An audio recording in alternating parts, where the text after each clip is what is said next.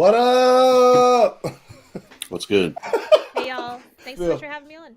Yes. Thanks for coming. Thanks everybody for being here. Obviously, we've been doing this for 10 weeks, basically. I think we missed last week. But for 10 weeks, we've been talking about this show that has been absolutely incredible. Prequel series to Game of Thrones, House of the Dragon. How y'all doing? Well, shaken up after that episode, but I'm good. Yeah, I'm shook too. I got words. Yeah, I got a lot of words. All right, so look, you know how we do it. We're usually just all over the place with this thing. So I just, Phil, man, tell me your initial thoughts on the episode, man. What you think? Credits hitting you. What's going through your mind? Well, first of all, I'm just going to go ahead and get this out of the way. Last week's whole foot fetish thing just made me almost want to vomit. Just because we didn't talk last week. Yes, right? we did. So, yes. Feel free. Yeah, you can talk about last week's episode too, man. Yeah. So all of that foot fetish, number one, that's the one thing that I keep coming back to. I just think it's ironic and uncomfortable all at the same time, because you've got Laris over there with his bum leg, and he's sitting there just gawking over Allison's feet. I'm just like, what the fuck, dude? Yeah. But no, and then seeing Aegon like run from the throne, then have like Sir Criston Cole and Aemon chase after him, and basically him kind of embrace, oh yeah, maybe I can be king, but it's like, you don't fucking deserve to be king at all. No. Like at fucking all. But I don't know, like this episode specifically was just to just kind of jump around even towards the end. The minute I saw Vhagar, I was like, R.I.P. Luke. R.I.P. Yeah. Oh, you talking about when he landed, he got off his dragon, he was headed in, he looked over. I said, damn, dude. I was like, where'd you come from? Yeah. Oh no. But it was good. It was yes, we are all distressed. Yes, that's what He said, I hope you're distressed, and then he said, I hope you're well. I thought he meant, I hope you're distressed as well.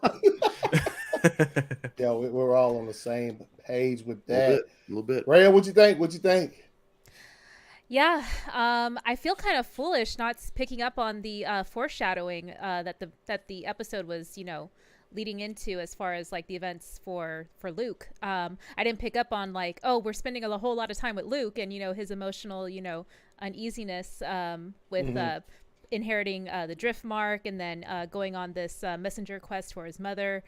They kind of spent a lot of time establishing that Rhaenyra like really loves like her son. So I was just like, oh, this is so sweet. I didn't pick up on like, oh no, this is like movie making rules, like top 10 rules. Like, if we get like, these like extended scenes of this character, one of them is going to die. So yeah, I didn't pick up on that, honestly. So now that I'm in retrospect thinking about it, I'm just like, God, all the clues are right there. Like, we hadn't spent that much time with Luke up until then. At least I don't recall that many like emotionally impactve like scenes like that with him. I think that made his death a little bit more like upsetting for me personally, because those scenes were so well executed, or at least like for me personally, they left an impact. Yeah, same. They did. What'd you think, Joey? It was I was kind of on the same page with like all the foreshadowing, but also like I was telling Anthony before the show. Yep. I was telling Anthony before the show, I had seen a little bit of like, not spoilers, but like hints that something was going to happen to Luke. And I was like, oh, come on. Like, I know, like, things have to take place, like events have to transpire for the Dance of the Dragons to start. Yeah, kick off. Right. But I'm just like, oh, come on. Like, it's just, it's like these, he wasn't perfect, but like, it's like these innocent characters. They're always the first ones who have to go in the Game of Thrones world, at least. But no, it was very tense and very, especially that last like 10 minutes. Yes. Yeah. But no, I liked it, and like just all the build up, and that scene on the bridge with Rhaenyra and Otto, and like, that was good too. Like, just like, again, very good tension building, and they lucky too that Rhaenyra was there, because boy, oh boy, Otto's head would have been on a pike, bro. Like, it was good. Damon wanted to go ahead and end. You heard what he said to her. She's like, no. She had to have been there. War start right then, as opposed to at the end of the episode, because that shit was that little. And man, I got it the way it works. the same way the reason why she wanted her sons to leave as messengers and not as warriors, because killing a messenger is like a really high form of fucking just bad shit. You know what I'm saying? So like you just don't kill a messenger. He's just a messenger. So it's the same thing when Otto, he was just coming to deliver a message from his daughter and the king. So like killing him would have been like the same type of deal, but oh boy, if Rhaenyra hadn't have been there, I don't even think he would have let him talk. Probably, you know what I'm saying? No. He's like, "Where's Rhaenyra? She ain't here," and then it would have just been sword pulling and everything. Plus, he stepped up there with like 8 dudes, man. Yeah, walked up on that thing at Dragonstone with like 8 dudes, and I'm like, Otto's got a fucking sack. And he was his tone the whole time he was talking mad trash, bro. Yeah, he was very, very confident. Yeah. And so I was just like, man, this is like he really just walked up there and was like, oh yeah, she'll totally bend the knee. And it's like, what? Yeah. You're really that confident? She called you a fucking traitor. She ripped the pin off your shirt. Yep. She's like, you're no hand of mine, dude. Get the fuck out of here. Yeah, took that shit away. Yeah. And as for the end, dude, they built that entire scene so perfectly, man. I mean, just from him, you could already tell the weather was getting bad. He lands there with the dragon. He gets off, the dude's guard is standing out front, and it's just tense from the get. Like, they don't even budge. Like, when he lands, I was like, that's odd for them not to be like, oh shit, a dragon. No, because there's one 7 times as big as that one sitting on the other side of that wall over there. So it was just like, yeah.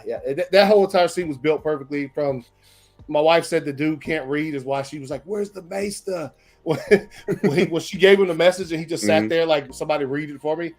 Probably can't read. So it is. One thing that I picked up on that was like a nice parallel to an earlier episode in the season was Rhaenyra doesn't like necessarily show up apart from like her dragon, which I guess is a show of force, but amongst all these people who show up with like soldiers and all this other stuff, she basically is representing herself, and she doesn't necessarily use her dragon in the beginning of the first episode where she or one of the earlier episodes where they're on the bridge and Otto and Daemon are also there, and she has this like face down with Daemon. She uses her words. She uses like just her presence and her strength as a speaker to just communicate what she needs to communicate. So I think that was something that was like a nice little like full circle moment that closing off the season with that she does have this dragon. I think that the purpose is like, I'm showing you that I have this ability to use my dragon, but I'm not, I'm practicing restraint because I am like I want to establish some sort of like connection with you, like out of respect and and delegate, so I think like that's where like her father's skills like in diplomacy and being able to have goodwill and kinship amongst different people like throughout the kingdom and stuff like that was something that she inherited, that she doesn't necessarily want to like jump to force like everyone else like wants to do, or to show force. Definitely got some of that from her dad for sure. And I think that's a really good like just takeaway overall, because like even just watching this episode, she's saying like, I don't want to rule over war, over all this stuff, and he's like, because he asks like, are you not mad? And she's like, I shouldn't, I can't just let that lead me into war. And he's like, it's like, whether you want it or not, they've declared war. Like, it's too late. You want this peaceful realm, all this shit. Like it's like a very, for lack of a better word, naive. And and it's like a destructive path, I guess, but like kind of indirectly. She's not doing it, but it's like, no matter how hard she tries, she loses. She lost 2 children in this episode. It's like people are going to be taken away from her. Stuff is completely out of her control. And, at one point or another, she's, like as far as, I don't know a ton about Dance of the Dragons or anything. Yeah. But it's like, as far as we know, it's like at one point that niceness is going to be, the well's going to run dry. Yeah. Yeah. I think that's why she keeps Daemon around. Like, I admittedly, I've like kind of had like this roller coaster relationship with like how I feel about Damon, because I think we all have, yeah. as like the time, you know, changes throughout like every episode, I'm like, maybe he's growing as a person, but it's really just like a lot of like his like inner darkness is still present, especially when, you know, he wrapped his hand around Rhaenyra's neck. I was like really upset like when I saw that too. I was just like, dude, what's your problem? So that was something that I'm like, okay, yeah, this is still very much like the same sort of like, you know, petulant, you know, impulsive person that we were introduced to in episode 1, unfortunately. But I think to Joey's point, because Rhaenyra inherited so much of like her father's like, you know, diplomacy first, you know, sort of mindset, and like force like is like the last resort. She kind of keeps Damon there as like to kind of, I guess, like balance that, I guess, because as much as like she was always like kind of rebellious in her court, like when her father was still around, she was still always like really attracted to like this bad boy Damon or whatever, you know, or bad boy uncle / crush. So yeah, I think that like she does see like the value, at least like in having that mindset to just go after, you know, things as you see fit, and people still, you know, fear and respect you because, you know, you don't wait to be given permission, basically. So I think she is cognizant of her own weaknesses of like being so easily like emotionally manipulated, especially when Otto was like your friend Alicent, or like Alicent still remembers when gave her that had page deep love for out. each other. I was just like, you motherfucker. Emotionally manipulative. I bet Alicent didn't say shit to you. So so I was thinking about that. I'm like, damn, Rhaenyra still like has like so much, you know, love and love for like these people who did her dirty. So yeah, basically, long story short, I think she keeps Damon around to like tell her to like keep her, you know, head in reality, basically, to what Joey was saying. Yeah, that makes a lot of sense. Also, man, similar to, and Ray, you didn't see the original Game of Thrones series, did you? I now, not yet, but I'm going to work on it. Okay. No, there's a scene in one of the later seasons that show, if you didn't already know Game of Thrones, they're gonna give you a scene, bro, and they're not gonna hold any punches. There's a scene where Jorah, you'll meet the character when you watch it. He's having a procedure done to him by Sam, and he's cutting his skin off. And it's very graphic and very, they don't cut the camera at all. That is very similar to what happened when Rhaenyra had the baby. I was like, oh my goodness gracious. Yeah. It was mad graphic, dude. It was, I'm talking about like, I was like, wait a minute, is that a head coming out from under there? I was like, oh shit, they going here with it. That was, look, man, she put on a show with that one, because I literally could have believed in real life that she was actually giving birth to a child. And it was so excruciating too, because like all of the hands were like, let us help you, Rhaenyra. And she's like, oh man, I got this. And then obviously, and then the baby hit the floor. I was like, oh man, this is fucking crazy. Dude.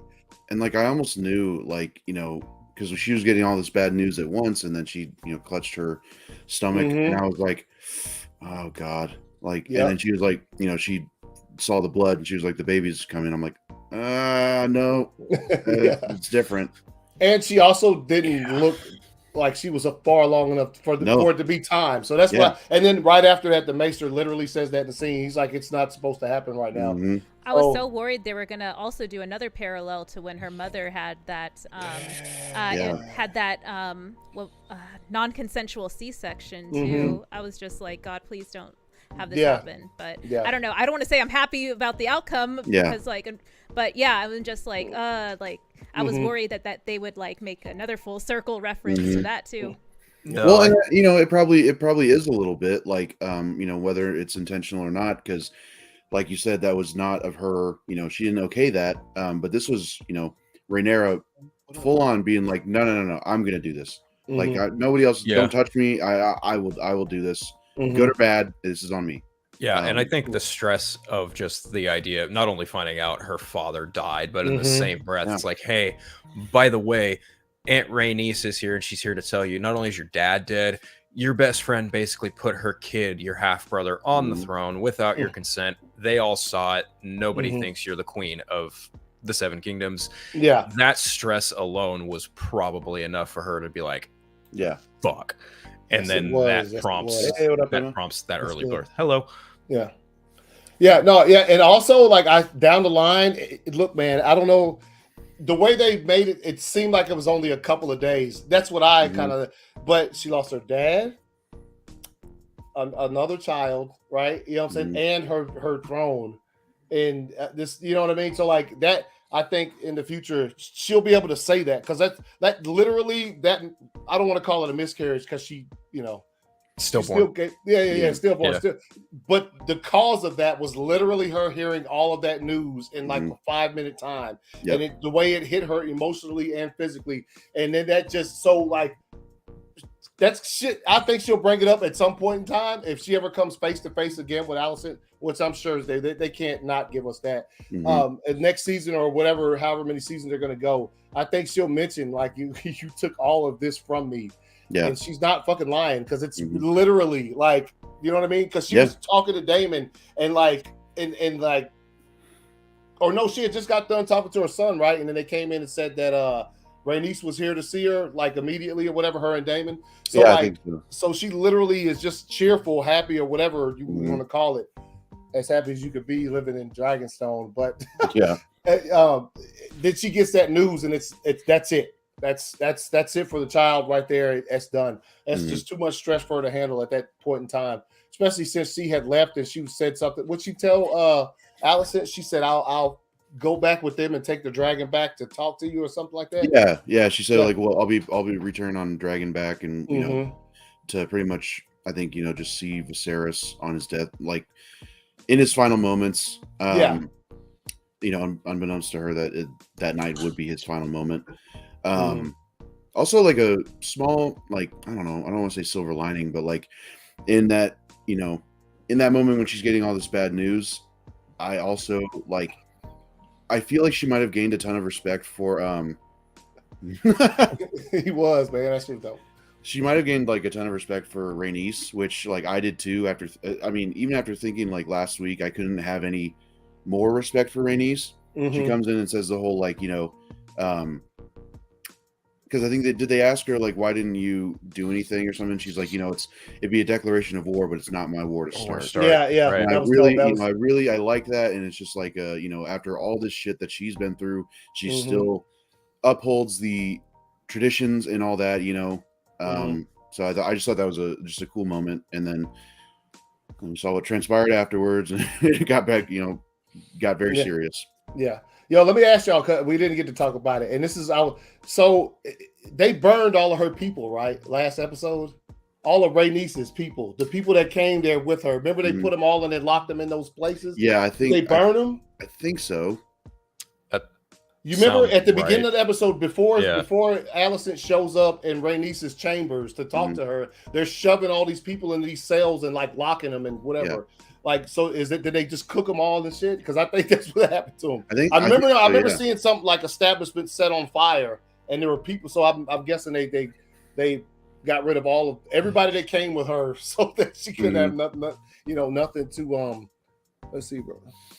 Just have no backup. Hey, also the twins. Is that real twins, or is one dude just playing two roles? I think that is actually twins. Okay, because you know what? That looks like a fire fight sometime down the line, like a one-on-one hand, just like the Hound and the Clegane brothers. I thought the same thing when we saw them on the bridge, because they were, they both had their hands on the swords. I was like, all right, something. This has got to be, like a little bit of a payoff in the future. Oh, for sure. And I swear, I got to go back. I could be wrong, but like, it seemed like the brother who was on Rhaenyra's side, he saw that his brother was like, that could be it. That could be it. I just remember seeing some people. But I swear he could like tell that his brother was like about to, like start shit. And I swear the brother on Rhaenyra's side just gave like the slightest like little, like don't do you it, dare, don't do it, man.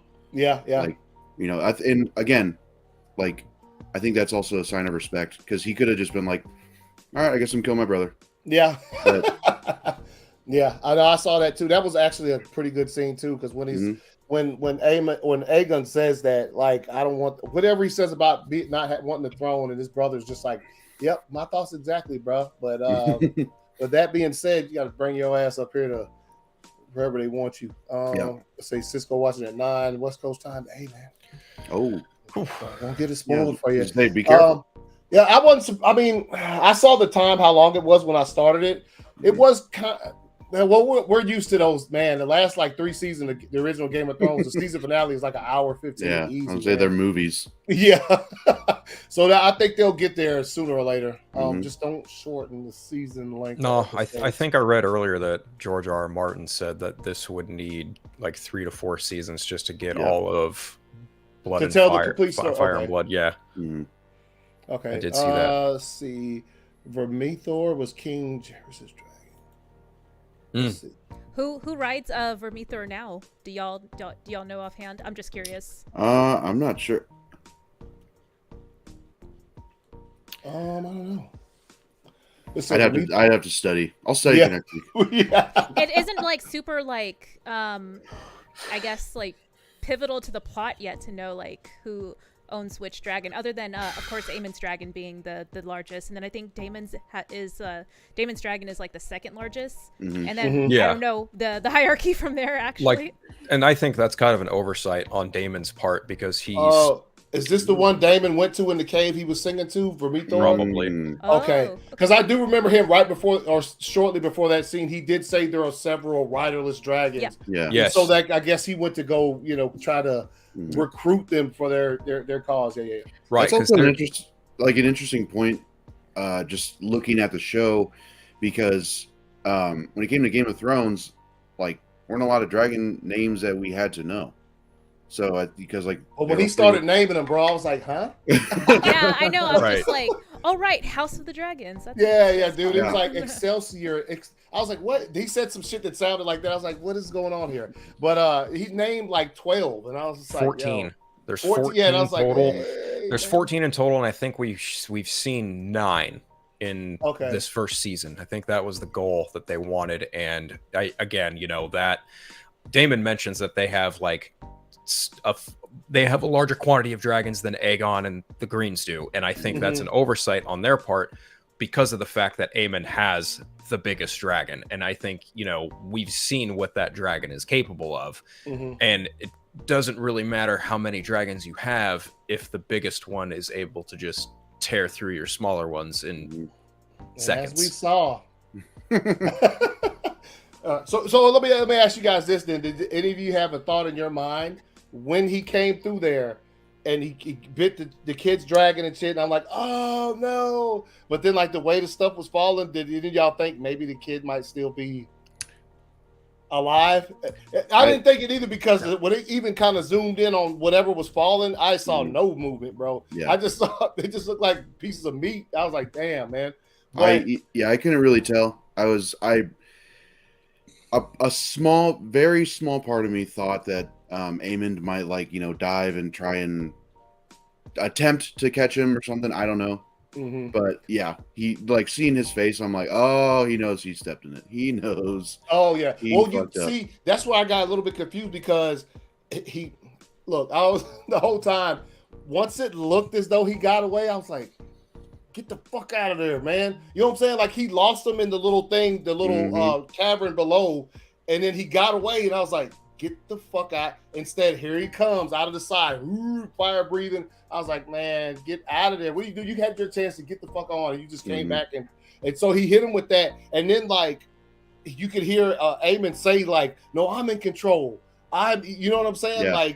They were both saying like, serve me, like into the it was so weird. I think that's an interesting foreshadowing too. Like maybe the dragons will to a point like not listen to their every will. Possibility. Yeah. Well, I think it also speaks to that double meaning of, kind of just the idea of like having that beast in you and losing self-control, like especially with Aemond, because it's like whether or not he did that intentionally, there was always that part of him, always that hatred that was like dwelling within him ever since his he was a kid, because he was like all his cousins and his brothers like just gave him so much shit, and then he gets to this point and it's like, did he want to just scare Luke? Probably, sure, but it's like, okay, but you're pushing yourself, and also literally and metaphorically this dragon to do unspeakable like to one of its own. Yes, right. So so that by the time that you try and tame that beast that you've unleashed, it's going to be out of your hands. So I think that was just like a really good showcase of again losing that the control of the dragon, but also that like yourself. And your boy Brian did say that Aemon is the worst. Yeah.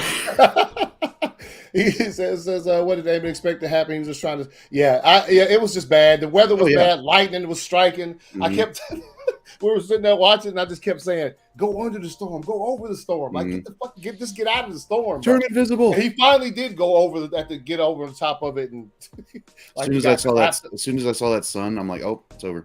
Yeah, you did. But Phil made a good point about the size difference between the dragons, and then I started to think, well, I wonder if maybe a squadron of smaller dragons could outmaneuver the larger dragon and take it down that possibility. way. I don't know. That would be interesting to see in in a future episode. But I'm kind of leaning more towards the idea of the Valerians and the Targaryens think that they're above mortals because of their ability to command dragons. Therefore, they're closer to being gods.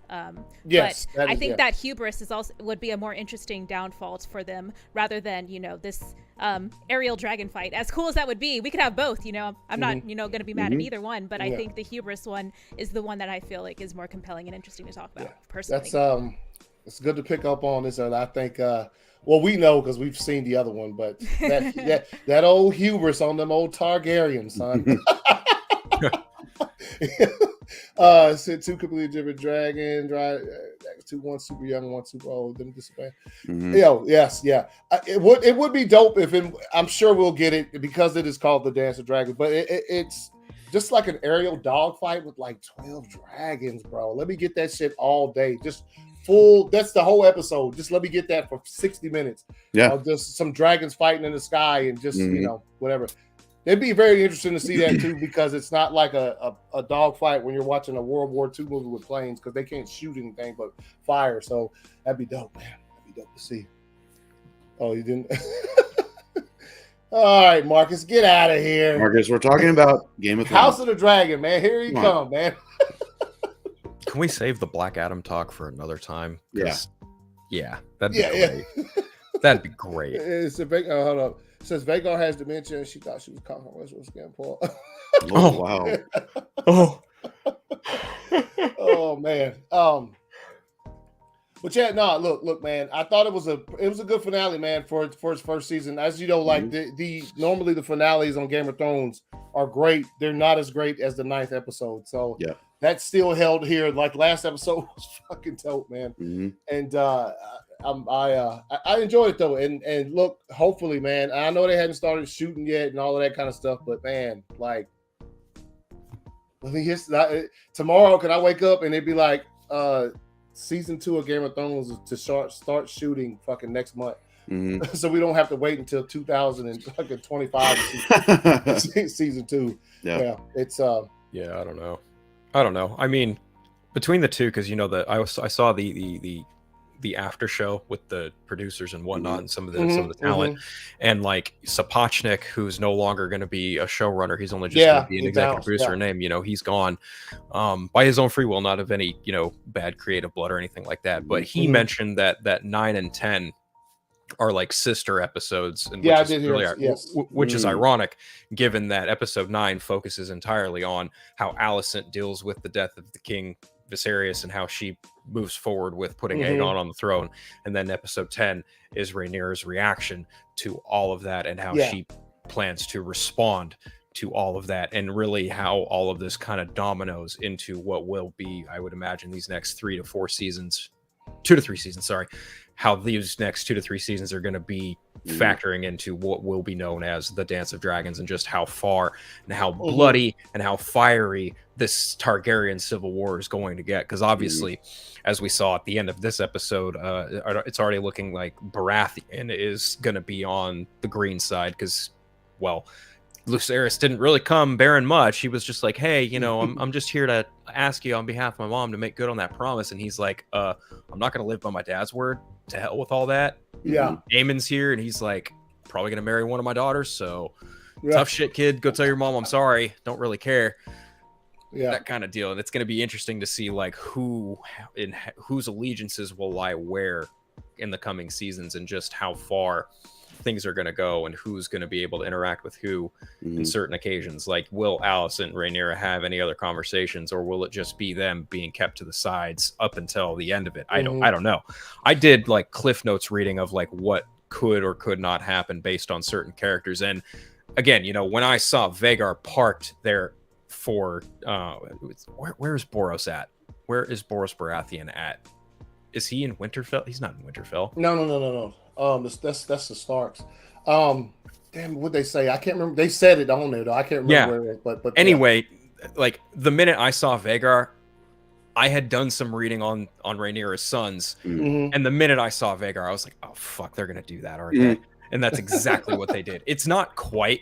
It's a little ambiguous because as Joey, Anthony, one of you guys. Oh, you talking about Storm's End? Okay, that's where he. Okay, I know. Storm's End. Yeah. Okay. So when Aemond and Luke have their fight, from what I read, Luke actually falls to his death along with the dragon, and his body washes up on shore and is found. In this, I think it's made a little bit more clear what happens to him. So yeah. Okay. Yeah. Yeah, because the dragon is in like several pieces. So yep, that's not a secret. No, not at all. Yeah, and so I don't know what I mean. Obviously, the passage of time in this series is a bit more crisp than it was the early episodes of Game of Thrones. We all know what happened when it got to the end. Yeah, everything was mad fast track. But this, so I don't know, like between him dying right there, and then when Daemon walks into the room and fucking takes Rhaenyra to the side, and then we get that last shot of her looking absolutely insane, like I'm about to fuck y'all. Like she literally looked like it's about to go. I don't know what's gonna happen after that. I'm thinking season 2 opens with that exact scene. That'd be so dope to like not a second pass, and you get to see what comes out of her mouth right after she finds out that Aemon killed her son on a dragon. He was just supposed to be a messenger. So, studying way to fight.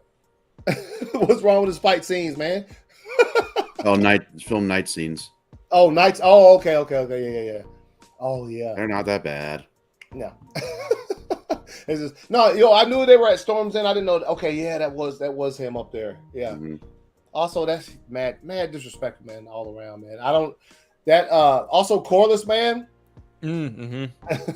Corlys comes back. He's like cool now and shit. Like, you know what I mean? Like, what? Remember the last time we saw him and Rhaenys together? She said some real fire shit to him. Like, you know what I mean? Like, we've lost so much in your ambitions. That whole conversation. And then next time we see him is now, and he's like kind of giving in to what she said. Like, you were right, basically. And then I didn't know what he's gonna say when he walked in there, man. But like, he came in with his cane and shit all slow-mo, and he's just like, you have our house has your back, basically. What y'all think about that, man? I thought it was dope. I did not think that shit was coming out of his mouth, you know what I'm saying? Yeah. But it kind of didn't have a choice. I kind of understand a little bit better that to your reference about his last conversation with Rhaenyra before he left for like 6 years. He cares a lot about legacy and leaving an impact on the world, and not necessarily like who's blood related to him. So I guess like seeing that his granddaughters are now part of this side of the family, along with his what is the word illegitimate grandsons as well. So he's it makes sense that he's gonna side with that side of the family. And I think what I found interesting as well was that his like micro response, I guess, or like kind of like micro like expression, I guess, towards Rhaenyra saying that like, oh, Daemon had other matters to attend to, and that's why he's not here. Like, I think he could kind of pick up, like, he's known Daemon long enough to know that, you know, Daemon's probably plotting to do something else. So let me just play along and see what Rhaenyra's about to do, because Daemon's gonna come through with some fire backup plan in the meantime. So let me just like pretend I'm like following protocol until, you know, the real action starts. Because I think he was like, he's always been really like headstrong about like making a plan to like attack, or like some sort of like like some sort of decision on how like to go on the offensive. So he's always yielded to people in power who decide not to do that, and then just sort of like bide time until, you know, it's like actually time to, you know, like to get busy, you know. But yeah, so I kind of picked up on that as well. Like, you know, he hasn't really changed either. He like plays the role to, you know, like for the status quo, just to like keep everyone like I guess like favorable to him and his and what he is, you know, recommending, because he wants to make sure that anything that he does recommend is still, you know, welcomed, like with like an open ear, I guess, and not just like being dismissed. So yeah, like being agreeable will help, you know, his cause for that way. And he's always sort of been that way, even when he was at, you know, he was at the court of Viserys back in the day. So I noticed that he was doing that too with Rhaenyra. Yeah.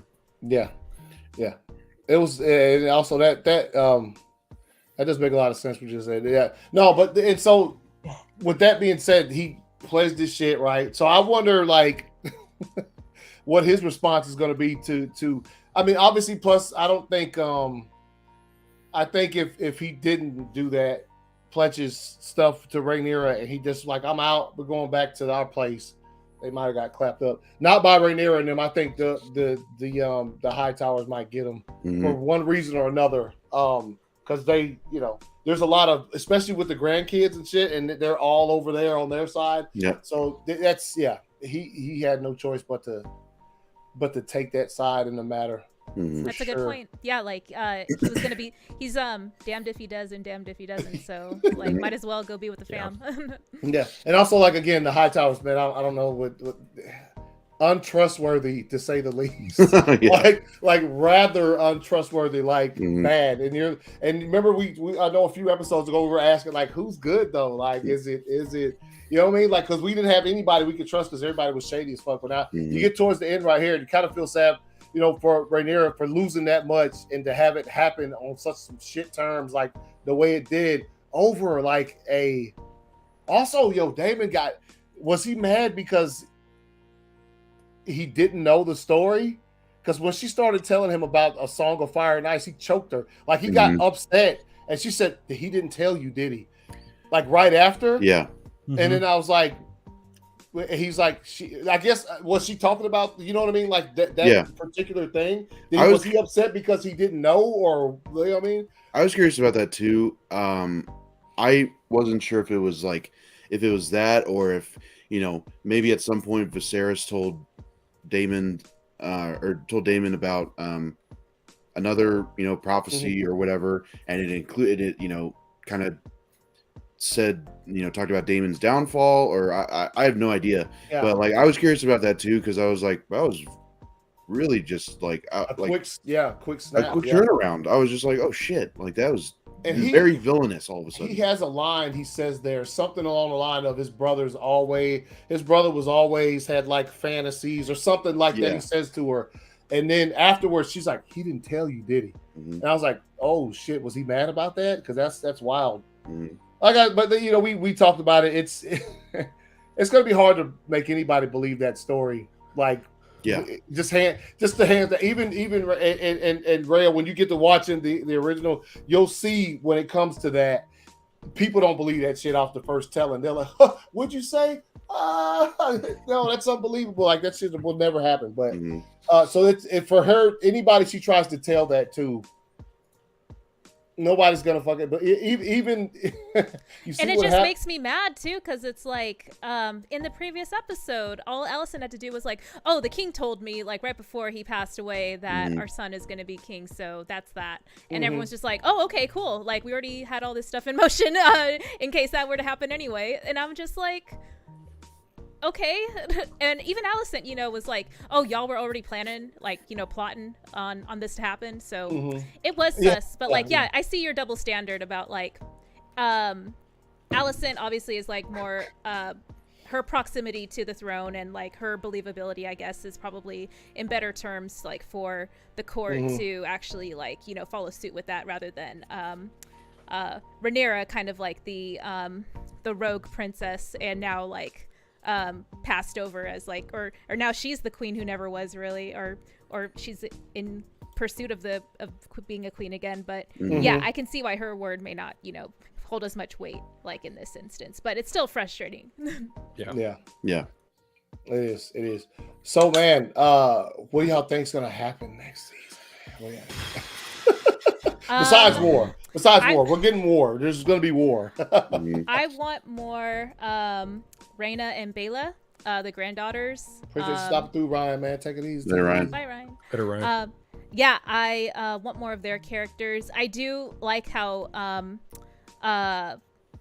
them and Jace seem like the most human and empathetic out of like the entire cast. But I know that not all these characters stay that way forever.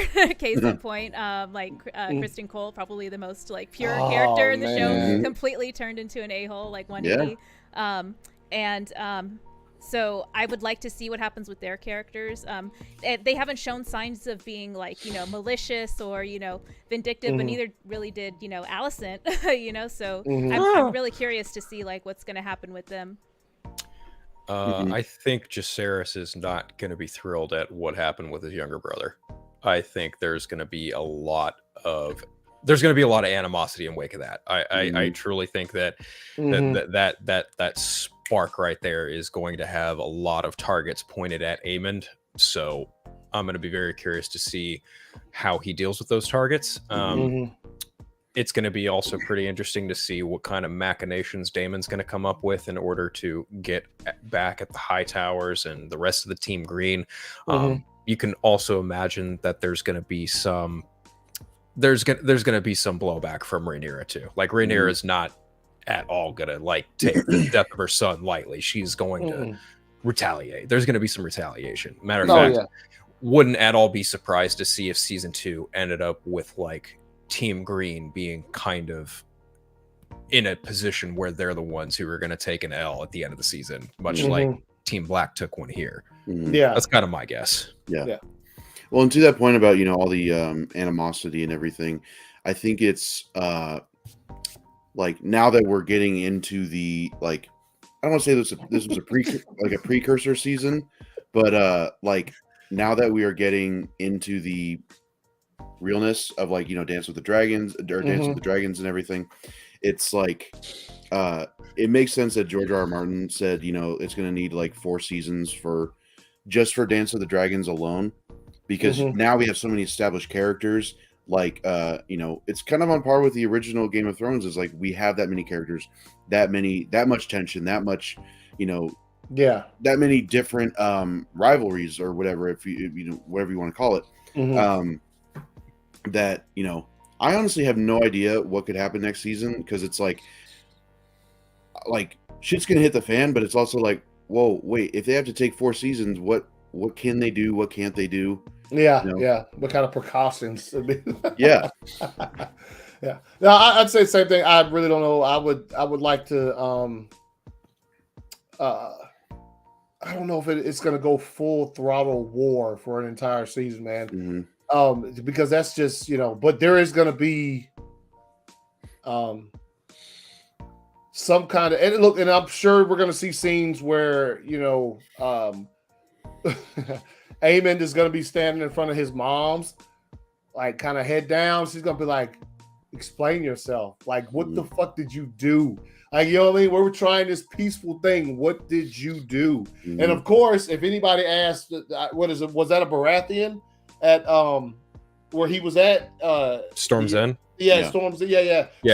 So if they ask him what happened, he's gonna be like, yeah, I had to stop him from killing him in my damn hall. You know what I mean? So he's gonna be like, yo, and so like everybody that looks at it, even though he should have pushed it hard, that's it. It's his own fault. But we did see him. Them put that line in there where he was like, "No, I'm in command," or I can, or whatever, to make it look like the dragon maybe got a bit pissed off about that fire to the face and took it upon himself to just clap on what's his name. But he knew immediately. Oh, he knew. No one's going to believe me.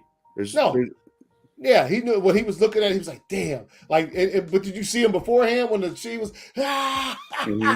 He looked like a psycho, dude. Like on the dragon, the rain was hitting him in the face. He was all fucking laughing like the Joker and shit. It was crazy, man. So like, with that happening, like there is going to be a point in time. I could see a scene right now with him standing in front of Otto, her, and a bunch of other people where he has to try to explain himself for literally kicking the war off. Like if they hadn't already kicked it off, it's kicked off now. Also, Sir Christian Cole, I hope he gets clapped. Also, the son, the older son, you see their little sparring session, him with his little brother before they left or whatever. Yeah, he was real aggressive. It was like, hey, how about not be so hard on him? You know what I mean? He knocked him to the ground. So like him for sure. Yes, you guys are right. When he gets that news, there's going to be no holding him back. He's probably going to bounce with his dragon in the middle of the night trying to go fight somebody and shit. Just because, Also with them, when they left, you know how Game of Thrones does. When they left at the end, all of them separated. They went to their separate places.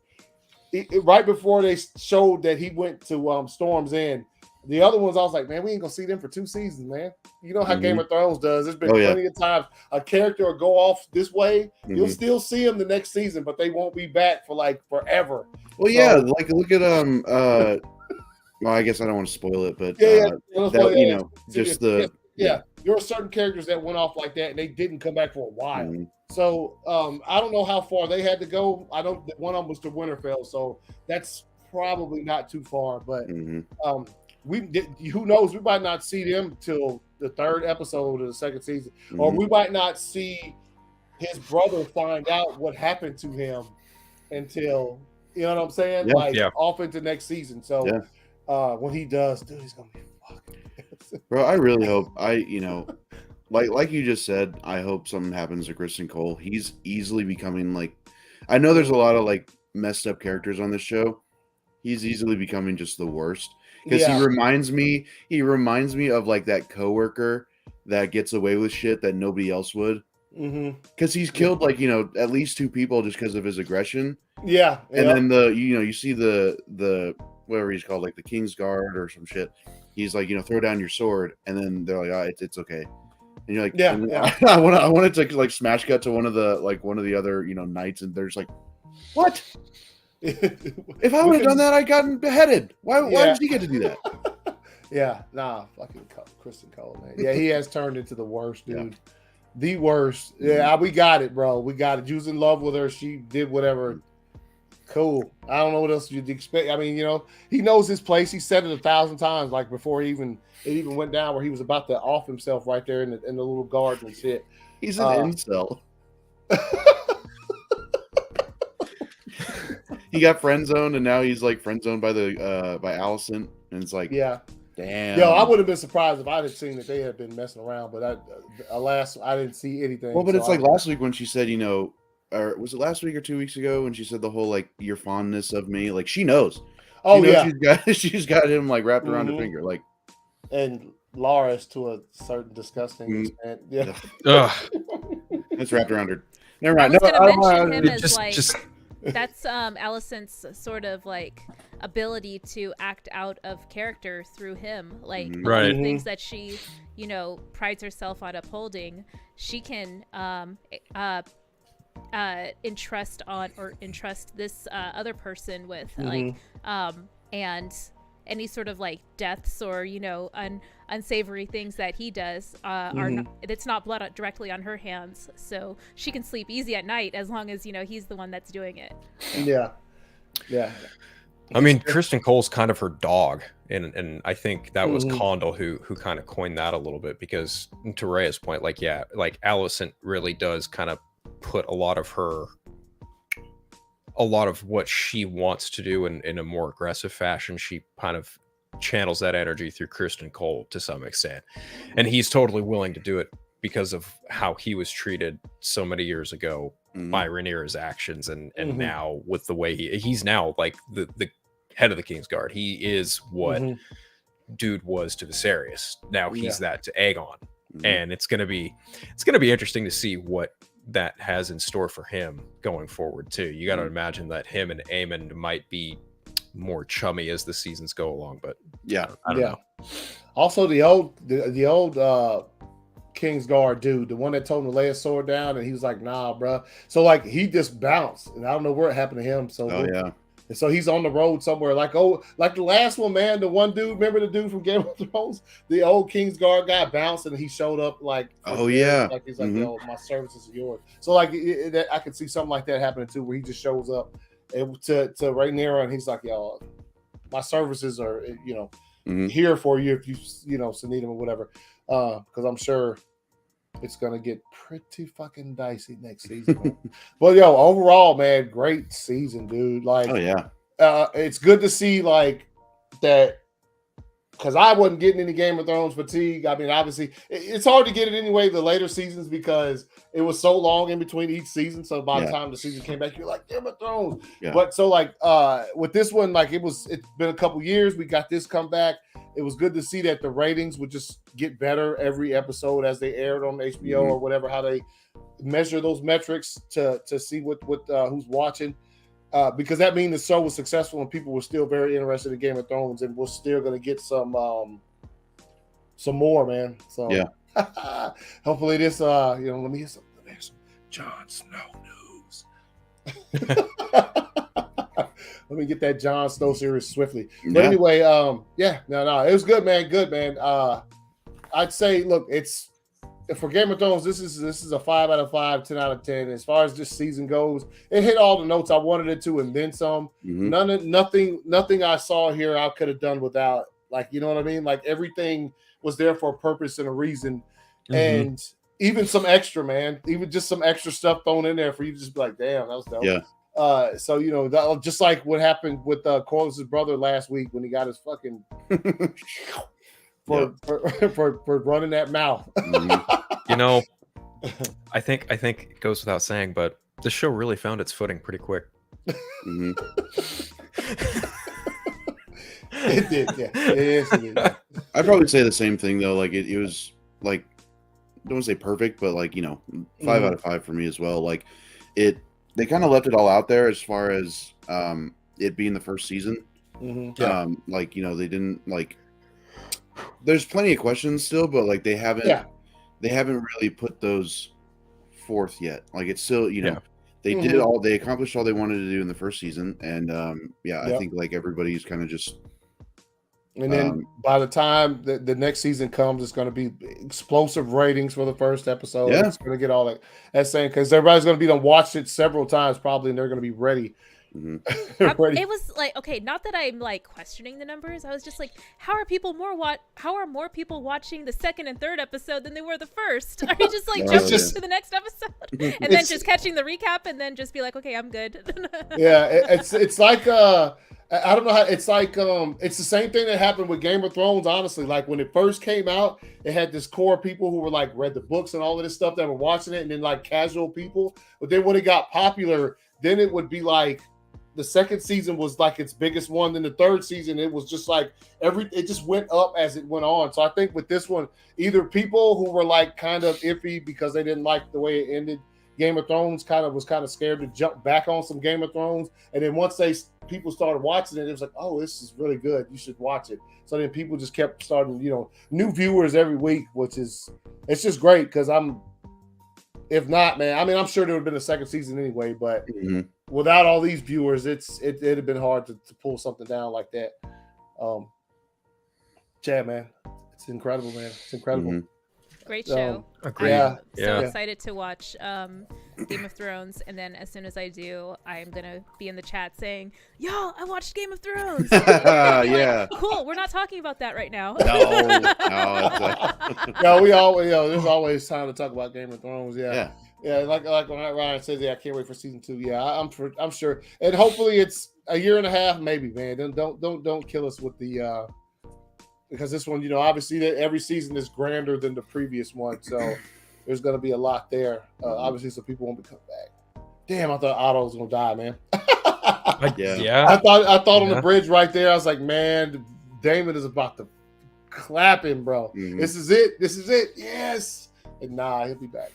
Damon was pretty much just like, I'm bored. I'm bored. It just when he straight up tells Otto something to the effect of like, no. He basically calls Aegon a cunt. I laughed so hard at that. Oh yeah, he did. That was so funny. Yeah, it was. You cunt king. Shit was so funny. Yeah. Dude, can you imagine? That was good. The entire thing with Rhaenys and her coming out of the out from under that room last episode to her explanation for doing what she did was dope, because she literally could have ended the entire series last week, right at the end when she was sitting there face to face with Aegon and Alicent. She could have just burned all of them, and then guess what? No more Game of Thrones for us. Like, what other stories would they have to tell, man? It'd be fucking crazy. Yeah. Drunken was good, homie. What's good?